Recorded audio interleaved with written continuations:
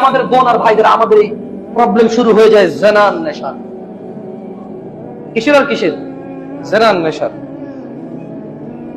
এক মেয়ে আমাকে 2-3 দিন আগে প্রশ্ন আসছে ফেসবুকে, মেয়ে কিনা আমি জানি না, মেয়ে আইডি তো মেয়ে নাম, ওকে আইডি মেয়ে নাম, যেটা প্রশ্ন আসছে। তো বললো যে আমি আল্লাহকে খুব ভয় করি, আমি কোনো হারাম সম্পর্কে জড়িত নাই, তবে একটা ছেলেকে আমার খুব পছন্দ। বল, আমি দেখাতে পারবো এই মোবাইলে আছে, দেখা না না পুরোটা বলি, হাসিয়েন না। আমারও এরকম হাসি পাই ভাই, কি করবো। আমার ওয়াইফ মাঝে মধ্যে বলে যে হাসতেছো কেন, আমার হাসি থামে না। আস্তাগফিরুল্লাহ, আল্লাহ মাফ করো। ধরেন রাতে বসছি একটু, মানে ফেসবুক 2-3 দিন খুলি নেই, ধরেন 2-3 দিন খুলি নেই, এখন চিন্তা হলো একটু মেসেজে দেখি যে কেউ কোনো গুরুত্বপূর্ণ। আমার অনেক সময় তালাকের মাসাইল আসে, আমি বড় বড় আলেমদের নাম্বার শেয়ার করে দিই। বা অনেক সময় অনেকে ডিপ্রেসড, আত্মহত্যা করবে এই ধরনের মেসেজ পাঠায়, মানে কোনোটা রিজন এসে খুব depressed.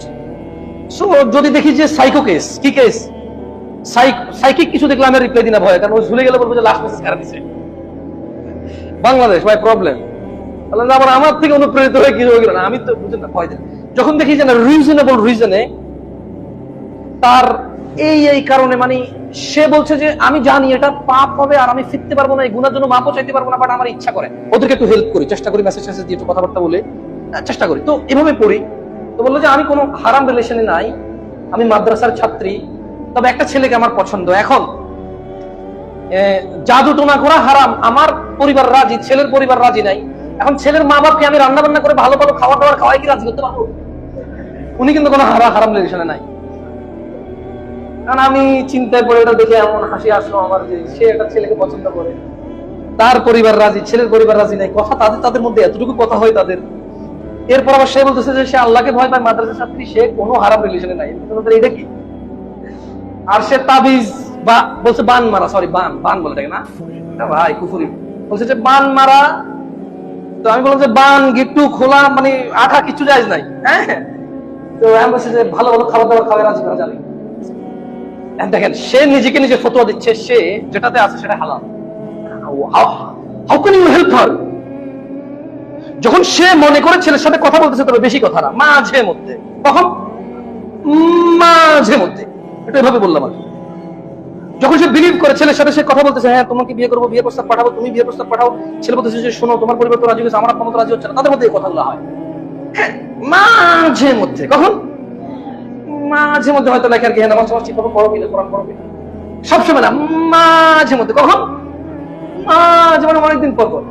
And when she believes that সে কোনো মিসডিড করে নাই, সে কোনো রং করে নাই, কারণ সে আল্লাহকে ভয় পায়, সে কোনো হারাম রিলেশনে নাই। How can you help her? What is the way to help her? কি ওয়ে আছে তাকে হেল্প করার? তখন তাকে বললাম যে ধরেন একজন লোক শুধু পানি খাইছে, সকালবেলা দুপুরে শুধু পানি খাইছে, বিকেল বেলার দিকে হালকা এক ঢোক কটুক, ও তো মাঝে মধ্যে কথা বলে, কখন কথা বলে? আর আমাকে বলতে ধরেন হালকা কটুক, হালকা একটু পানি খাইছে, এবং সে বলছে সে রোজা আছে, সে কি রোজাদার? বলছি না। আমি অবশ্য তাকে হালকা এভাবে বলি নাই, আমি এখন বলতেছি আর কি, আমি তো তারা লিখছি আর কি। আমার ওয়াইফের সাথে আমি বলতেছিলাম দেখো কিন্তু হালকা পানি খাবে, এখন দেখি রোজা ভাঙে কিনা দেখি। মানে আমার ওয়াইফ সঙ্গে ছিল, বললাম যে দেখো একে বলে যে হালকা পানি খেলে কি রোজা ভাঙবে? বলেছে লেখো। আমাকে অনেকে লিখলাম যে ধরেন আপনি সকাল দুপুর এবং বিকাল বেলা, মানে হাত দেখছি হোক, আমি তো বাংলা লিখতে পারি না, আপনারা জানেন, অনেকে যারা আমাকে মেসেজ, আমি HALK হালকা এভাবে লিখলাম, মানে ব্যাংলিশ। অনেকে আমার মাইন্ড করে যে আপনি বাংলা লেখেন, এটা খুব খারাপ দেখা, বাংলা লিখবেন। আরে ভাই আমি তো লিখতে পারি না, তুমি জানো। তো আমি ওই ইংরেজিতে বাংলা লিখতে পারি। এখন ধরে লিখলাম যে আপনি হালকা একটু পানি খেলে কি রোজা থাকবে? সে বললো যে না। আমি বললাম তাহলে হাউ কুড ইউ সে আপনি হারাম রিলেশনে নাই, এই জন্য যে আপনি মাঝে মধ্যে কথা বলেন? আমি চিন্তা করলাম যে দেখো সে এটা বোঝে যে হালকা একটু পানি খেলে রোজা ভেঙে যাবে, সে এটা মানতে নারাজ যে সে একটা ছেলেকে চেনে, একটা ছেলে তাকে চেনে, এবং সে পরিচয় বহন করে, ওই ছেলে তার পরিচয় বহন করে, এবং ওই ছেলে তাকে যে কোনো সময় মেসেজ দিলে তার পর্যন্ত পৌঁছায় এবং সেটার রেসপন্স করে, আর সেটাকে গুনাহ মনে করে না, কারণ ও বিয়ে করতে রাজি, ছেলে বিয়ে করতে রাজি, এই কারণে। তাহলে আমি কি সঠিক ধরতে পারছি যে আমাদের মধ্যে বেশি রকম অপরাধে আমরা জড়িত নাই, তবে দুইটা অপরাধ, নেশা এবং জেনা, নেশা এবং, অধিকাংশ মানুষ আমরা এই দুইটা অপরাধে জড়িত এবং বারবার আর 25-30 বছরের পরে আমাদের 3টা অপরাধের বাইরে তেমন কোনো অপরাধ আমরা পাই না। নামাজি মানুষ কিন্তু সুদের সাথে জড়িত, রিস্ক, টাকা পয়সা, অর্থ। সুদ কিসের সাথে সম্পর্কিত? অর্থ। হারাম কাজ করে, কি জন্য করে বলেন তো? অর্থ। মানে নামাজ পড়ে কিন্তু সে হারাম কাজও করে, নামাজ পড়ে মিথ্যা কথা বলে। আমরা এরকম বহু মানুষ দেখেছি। জেনা, নেশা আর এই রুজি রোজগার, এই 3টা পার্টের বাইরে খুব বেশি একটা অপরাধের সাথে খুব বেশি মানুষ জড়িত নাই। সামান্য কিছু মানুষ অন্যান্য মাল্টিপল অপরাধের সাথে জড়িত। আমি এখানে ধার্মিকদের কথা বলতেছি। কার কথা বলতেছি? মানে বেনামাজিদের কথা বলছি না। আমি বেরোজগার, বেঈমান, মুনাফিক, মুশরিকের কথা বলছি না। আমি বলছি আমার ভাই আর আমার বোনদের, যাদেরকে আমার রব বলেছে ইন্নামাল মুমিনুনা ইখওয়া। আমার রব আমাকে বলেছে যে জামশেদ, যত মানুষ মুমিন 70 ভাই, যত মানুষ মুমিনা 70 বোন। ইন্নামাল মুমিনুনা ইখওয়া, আমার ভাই বোন। এরপর আবার আমাকে বলছে যে তোর মায়ের পেটের বোন, তার সাথে তোর দেখা দেওয়া যাবে, ওরা তোর বোন হলেও দেখা দেওয়া যাবে না, কথা বলা যাবে না। মামতো বোন বিয়ে করা যায় না, আমরা বোন কই তো স্টিল কই না। এরকমই বাকিরা বোন যাদেরকে বিয়ে করা যায়, তাই ওদের সাথে দেখা দেওয়া হারাম, কথা বলা হারাম, সম্পর্ক রাখা হারাম। ইফ নেসেসারি, কিছু প্রয়োজন হলে যদি কোনো থ্রুতে প্রপার ওয়েতে আসে, ইউ ক্যান প্রোভাইড।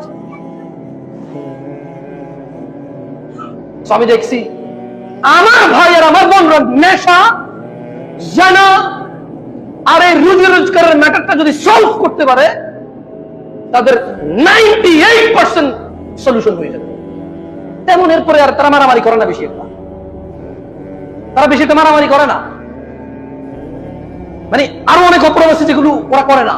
শুকর খায় না, কুকুর খায় না, মদ কেউ খায় কেউ খায় না, কিন্তু আবার কেউ মদ খায় না, আবার কেউ সুদ খায়। মানে কেউ মদ খায় না কিন্তু সে কি খায়? সুদ খায়। যাই হোক, অশ্লীলতার বিষয়ে সামান্য একটু কথা বলে তোমাদের থেকে বিদায় নিয়ে নেবো, আপনাদেরকে বিদায় ছেড়ে দেবো, কারণ আপনারা অনেকক্ষণ আগে আসছেন, আমি হয়তো এখন আসছি। রব আল্লাহ নবী সাল্লাল্লাহু আলাইহি সাল্লামকে বলছে যে বোনরা আপনারা মনোযোগ দিয়ে শুনবেন, কারণ অশ্লীলতা শুধু পুরুষ পুরুষে বাংলাদেশে এখনো তেমন পাওয়া যায় না। পৃথিবীর অনেক দেশে অশ্লীলতা পুরুষ পুরুষ, মহিলা মহিলা অশ্লীলতা হয়, তবে এগুলো যত অল্প হয় এর চেয়ে বেশি প্রচার হয়, যাতে আপনি উদ্বুদ্ধ হন, যাতে আপনি কি হন, ছেলে ছেলে এবং মেয়ে যতটুকু এই পৃথিবীতে এখন 100 গুণ বড় করে এটাকে দেখানো হয়, সুন্দর শোভা সৌন্দর্যমণ্ডিত করে আকৃষ্টতার সাথে পেশ করা হয়, যাতে আপনি আকৃষ্ট হন। এখনো এত বেশি মানুষ আলহামদুলিল্লাহ এগুলো থেকে বেঁচে আছে, আলহামদুলিল্লাহ অনেক মানুষ বেঁচে আছে। তো আমার রব বলছেন যে কুল ও মুহাম্মদ, আপনি বলেন সাল্লাল্লাহু আলাইহি সাল্লাম, ইন্নামা হারামা রাব্বি, আমার রব নিষেধ করেছে, হারাম করেছে, নিষিদ্ধ করেছে, আল ফাওয়াহিশা মা যাহারা মিনহা ওয়া মা বাতান। ভাই ও বোন আমার, আল্লাহ নিষিদ্ধ করেছেন অশ্লীলতা, যেটা প্রকাশ্যে এবং যেটা গোপনে। কেউ বলতে পারেন গোপন অশ্লীলতা কোনটা? কোনটা গোপন? একটা উদাহরণ দিতে পারবেন কেউ একজন? হ্যাঁ, প্রথম নাটক দেখা অপরাধ না? পর্নোগ্রাফি খেলি অপরাধ না? দেশের কি হয়েছে ভাই, একবারে ডাইরেক্ট ডিপে চলে গেলেন ভাই। এত বলছেন, ভালো বলছেন, ওকে। আপনার কাছে কি মনে হয় একটা মানুষ দিনে 24 ঘন্টা পর্নোগ্রাফি দেখে? একাকিত্ব যখন তাকে পেয়ে বসে, শয়তান যখন তাকে পেয়ে বসে, একা যখন থাকে, নিজের লজ্জা বোধ ইজ্জত সম্মান রক্ষা করে সে একাকি হয়তো এই অপরাধে জড়ায়। কিন্তু বাপ মা, ছেলে মেয়ে, ভাই বোন, দাদা নানা নাতি নাতনি সবাই মিলে কি সে সাথে জড়িত বলতে পারেন? সিরিয়াল, নাটক, সিনেমা, গান বাজনা।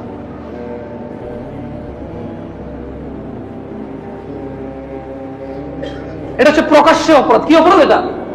প্রকাশ্য অপরাধ। গোপনে অপরাধ কোনটা? পর্নোগ্রাফি বলছেন, কিন্তু গোপনে আরো অপরাধ আছে ভাই, গোপনে আরো অপরাধ আছে, আপনারা বলতে পারবেন। আপনারা তো বুঝতেছেন আমি কি বলছি, রাইট? তাকে আমি আর না বললাম। অশ্লীলতাকে যত কম বলা যায়, অশ্লীল কথা যত কম বলা যায়, আমি দায়ী ভাইদের, যারা এখানে দায়ী আছেন, মাদ্রাসার ছাত্র আছেন, ভবিষ্যতে যারা দায়ী হবেন, আমি বলবো অপরাধ, এমন এমন অপরাধের কথা মাইকে এসে বলিয়েন না যেগুলো কেউ যাবে না, আপনার থেকে শোনার পরে সার্চ করে দেখবে, বলিয়েন না এগুলো।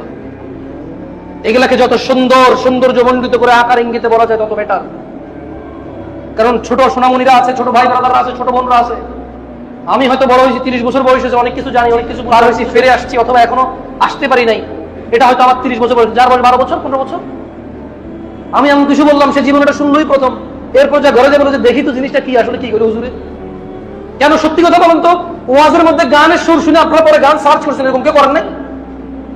সত্যি কথা বলেন, কেউ একজনে গান গাইতে যায়, কোনো সুর বলছে আর আপনার এটা পছন্দ হয়েছে সুরটা, চিন্তা করুন সে কোন গানের কথা বলতে যায়, দেখি হয়েছে কিনা। বলা হয়েছে। আমি নিজে একবার ইউটিউবে ওয়াজ শুনতেছি যে মধু করে বিষ খাওয়াইছে না কি খাওয়াইছে, পরে আমি চিন্তা করলাম বাবা কি সুন্দর করে গায়ে, জিনিসটা কি, মানে সব হুজুরে তখন এটা বলতেছে, সব হুজুর ওয়াজের মধ্যে এটা বলতেছে। তো আমি চিন্তা করলাম জিনিসটা কি, যে সব হুজুরে কয়। আমি আল্লাহ মাফ করুক ঠিকই, কিন্তু ইউটিউবে যাই দেখি যে গান এটা আলাদা বলো, সাগর পাড়ে গায়ে বন্ধ করে দিচ্ছে। আমি আপনাকে উদাহরণ দিচ্ছি, ওয়াল্লাহি জাস্ট গিভ অ্যান এক্সাম্পল। এখন যেহেতু আপনারা হয়তো উদ্বুদ্ধ হন, তাহলে আমার কি দরকার আছে গানের সুরে কিছু বলা এখানে? হইতে পারে আপনি গানই শুনেন নাই কোনোদিন, আপনি আমার থেকে শুনে যে সার্চ করলেন। যাই হোক, বলে দিন আমার রব হারাম করেছে অশ্লীলতাকে, মা যাহারা মিনহা ওয়া মা বাতান, যা প্রকাশ্যে ও যা গোপনে, ওয়া আন তাকুলু আলাল্লাহি মা লা তা'লামুন, আর এমন বিষয় হারাম করেছে যা সম্পর্কে তুমি জানো না, এমন কিছু তুমি বলবা। আমার রব হারাম করেছে অশ্লীলতা গোপনে ও প্রকাশ্যে, আর এমন কিছু যা তুমি জানো না কিন্তু তুমি বলছো, এমন সকল বিষয় আমার রব হারাম করেছে। দিনী ভাইরা, তিনি সাল্লাল্লাহু আলাইহি ওয়াসাল্লাম, মানে আচ্ছা, কোরআন ছাড়া হারাম হালাল বুঝার কোনো উপায় আছে? ইভেন কোরআন ছাড়া মুহাম্মদ সাল্লাল্লাহু আলাইহি সাল্লামের অস্তিত্ব বুঝার উপায় আছে? কোরআন ওনাকে সত্যায়ন করেছে। কে ওনাকে সত্যায়ন করেছে? ওনার মুজিজা কি? আল্লাহ রাসূল সাল্লাল্লাহু আলাইহি ওয়াসাল্লামের মুজিজা কি? কোরআনুল কারীম। কোরআনুল কারীম ওনাকে সত্যায়ন করেছে। ওয়া মা ইয়ানতিকু আনিল হাওয়া ইন হুয়া ইল্লা ওয়াহয়ু ইউহা। আর এই যে মুহাম্মদ সাল্লাল্লাহু আলাইহি ওয়াসাল্লাম প্রবৃত্তির শিকার হয় না, আল্লাহর পক্ষ থেকে যা ওহী আসে তাই তিনি প্রচার করেন। কোরআন ওনাকে সত্যায়ন করেছে। কে ওনাকে সত্যায়ন করেছে? কোরআনুল কারীম। আমাদের জীবন ব্যবস্থার সর্বোত্তম উৎকৃষ্ট সোর্স হচ্ছে কোরআনুল কারীম ও রাসূল সাল্লাল্লাহু আলাইহি ওয়াসাল্লামের পক্ষ থেকে সহিহ সুন্নাহ। আল্লাহ সুবহানাহু ওয়া তাআলা বলেন, ওয়ালা তাকরাবুজ জিনা, তোমরা জিনা ব্যভিচারের কাছে যেও না।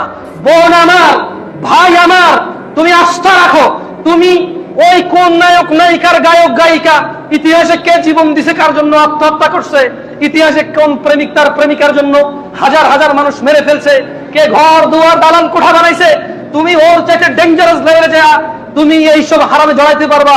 তোমার বিয়ে তার সাথে হবে যার সাথে আল্লাহ নির্ধারণ করেছে। তাকদীরের প্রতি তোমার বিশ্বাস আছে? কোথায় তোমার বিশ্বাস? কোথায় এই বিশ্বাসের পরিচয়? সুদ ঘুষ জুয়া, সুদ ঘুষ জুয়া এগুলো ছাড়া বড়লোক হতে পারবে না, অন্যায় অপরাধ ছাড়া বড়লোক হতে পারবে না। তোমার তাকদীরের প্রতি বিশ্বাস কোথায়? ওসমান রাদিয়াল্লাহু আনহু এই 1450 বছর যত মানুষ ওনার নাম স্মরণ করা বলছে গনি, কি বলে? গনি মানে কি বলতে পারেন? ওস্তাদ গনি মানে কি? ধনী না? গনি মানে কি? গনি মানে কি? উনি কয় টাকা সুদ খাইছিল? উনি কবে জুয়া খেলছে? উনি কবে ঘুষ খাইছে? মাইক্রো ক্রেডিট বলে না ভাই, নামও জানি না, আল্লাহ আশ্রয় দিক। আমি জানি যে ওই যে গ্রামে আর মহিলা ছাড়া দেয় না, কি আসছিল ওই আল্লাহ, মহিলা ছাড়া দেয় না। শোনো, তোমার তো রেকর্ডিং হচ্ছে না। আমি বলি, আপনারা যারা গ্রাম্য সুদের সাথে জড়িত আছেন, আপনাদের হাতে বহু মানুষের রক্ত। এদেশে বহু মহিলা আত্মহত্যা করেছে আপনাদের ঋণ শোধ করতে না পারার কারণে। শোনেন, আপনি বলতে পারেন প্রমাণ দেন, আমি পারবো না আপনার প্রমাণ দেন, আমার ঠেকা লাগছে। আপনি একটু বলে শোনেন, আত্মহত্যা করার পরে ওর এলাকাবাসী চিন্তা করে পোস্টমর্টম হলে কাটতে হবে। কি করতে হবে? কাটতে হবে। তখন এলাকাবাসীর আত্মীয় স্বজন কেউ যখন পরিচিত, থানা লেভেলের পরিচয় থাকে, সে এটাকে সাধারণ মৃত্যু বলে দাফন কাফনের ব্যবস্থা করে, যাতে পোস্টমর্টম নামের শরীরটা না কেটে ফেলে। বুঝতে পারছি?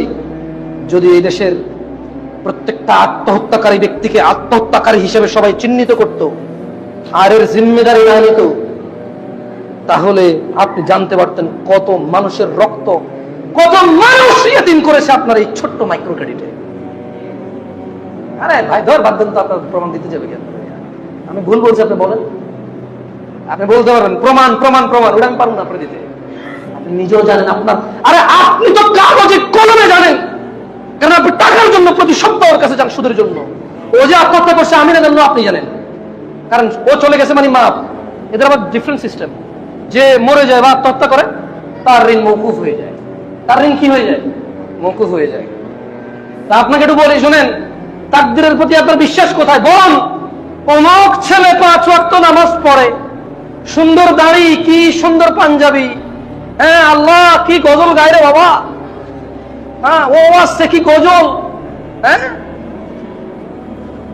এভাবে ও হলে আপনার জীবন সুন্দর হয়ে যাবে। আর ছোট ভাই আমার ও এক আজব যুক্তিতে জেনায় লিপ্ত হয়, কি বলে যে ওরে আমি ছোটবেলা থেকে দেখছি জীবনে বোরখা ছাড়া দেখি নাই। এটা কি ওর অপরাধ রে? ও জীবনে বোরখা ছাড়া হয় নাই, মানে এখন ওরে ট্রিটমেন্ট করতে দিতে হবে? মানে এই মেয়েকে সে জেনায় লিপ্ত করাবে, মেয়ের অন্যায় কি? মেয়ের অন্যায় কি? মেয়ে জীবনে বোরখা ছাড়া বের হয় না, এটা হচ্ছে মেয়ের অন্যায়। এই মেয়ের মা কোনোদিন বাজারে ঝগড়া করে নাই, হাটে বাজারে ওঠে নাই, ভালো ফ্যামিলি, এটা হচ্ছে ওই মেয়ের মায়ের অন্যায়। এখন সে তার বোন বান্ধবী হেমনে তেমনে মোবাইলে মেসেঞ্জারে যেমনি হোক সামহাও 6 মাস বছর কাইটা ব্লেড দিয়া হাত পা কাইটা গান কবিতা লেখা চুল টুল লম্বা কইরা খানা মানা ছেড়ে দিয়া যেমনে হোক ওই মেয়ের জেনা লিপ্ত করাবে। সে মেয়ের অন্যায়টা কি ছিল বলতে পারেন? মেয়ের অন্যায় কি ছিল? বোরখা পরে। কি ভুল বলছি আমি? হ্যাঁ দাড়িটা তো রাখছো মাশাআল্লাহ, প্রেমিকা কইছে না? লা হাওলা ওয়ালা কুওয়াতা ইল্লা বিল্লাহ। শুনো বোন ও ভাই আমার, ওয়ালা তাকরাবুজ জিনা, মদের কাছে যেতে পারবা, খাইলে হারাম, গেলে গুনাহ হবে না। জুয়ার পাশ দিয়ে হেঁটে যেতে পারবা, খেললে গুনাহ, গেলে হবে না। সুদ নিবা নিবা নিবা নিবা চিন্তা আসতেছে, চলবে না, হবে না, হচ্ছে না, শেষ মুহূর্তে যে বলছে দূর না, নেব না, হারাম, আমার অর্থনীতি শেষ হয়ে যাবে এটার কারণে। মায়ের সাথে জিনা করার মতো গুনাহ আমার লিপ্ত হব না আমি, আল্লাহ তার রাসূলের সাথে যুদ্ধ ঘোষণার মধ্যে আমি যাব না, চলে আসলে গুনাহ হবে না। কিন্তু ব্যতিক্রম একটা অপরাধ, এটা কাছে গেলেও গুনাহ, কারণ আল্লাহ নিষেধ করছে কাছে না যেতে। আল্লাহ যা নিষেধ করে তা হারামে আকবার। আল্লাহ যা নিষেধ করে তা কি? আল্লাহ যা নিষেধ করে তা কি? হারাম। আল্লাহ এখানে বলে না যে তুমি জিনা করিও না, উনি বলছে কাছে যেও না। উনি কি বলছে? কাছে যেও না, মানে প্রেমিকাকে ফজরের জন্য দাঁড়াইলেও গুনাহ হবে, মানে প্রেমিককে দাঁড়িয়ে রাখতে বললেও গুনাহ হবে, কারণ you are no relevant to him. তুমি কে? কিসের ভিত্তিতে তাকে বলবা? তার সাথে কথা তোমার সম্পর্ক কি?